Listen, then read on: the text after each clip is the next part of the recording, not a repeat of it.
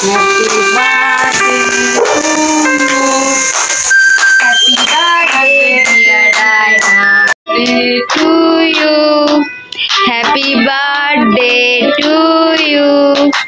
Happy birthday, dear Raina. Happy birthday.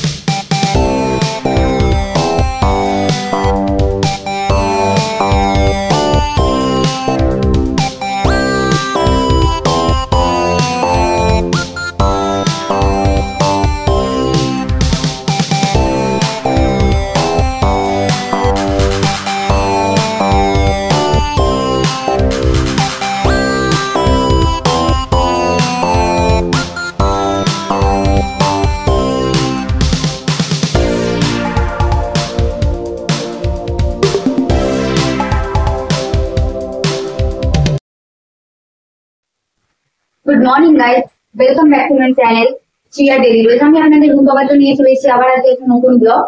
তো আজকে বার্থডের দিন সকালে ফ্যামিলি যেহেতু চিকেন হয়েছিল, চিকেন বিরিয়ানি, তো আজকে মাটন কষা, এই যে মাটন করছি, মাটন কষা আর হচ্ছে আর ফুলের বড়া, তরকারি এগুলো করবো। তো চলো করি, মেয়েকেও স্কুলে পাঠাই, টাইম হয়ে এসছে, কষাতে হবে। মেয়েকেও স্কুলে পাঠাই, কাজ করতে থাকি। তো তোমরা ব্লগটা ওয়াচ করতে থাকো। লাঞ্চ করতে বসে গেছি ওই সকালের পরে, এখন 3:30 বাজে আমি কাজ করে উঠলাম। মানে বাড়িতে বর থাকলে এইরকমই এত কাজ থাকে। তারপরে এক জায়গা থেকে এসছি, কত জামা কাপড়, ওই সমস্ত ধোয়া কাপড়।